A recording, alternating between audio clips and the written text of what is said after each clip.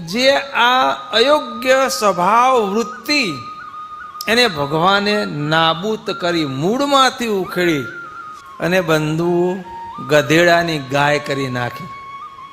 જેના સ્વભાવ હતા માણસ કાપવું ને મતીરું કાપવું સરખું, અલૈયા ખાચરના દાદા જેવાને લો. જેની નામની ધાકથી રડતું છોકરું સાનું રહી જાય. ક્યાં જોયો છે જોબન એને, પણ ખાલી છોકરો એને માં જોબન આવ્યો ચૂપ થઈ જાય. જેના નામની આવી ધાક, જેના હાથમાં કાયમ શસ્ત્ર, એના હાથમાં કાયમ માળા પકડાવી દીધી.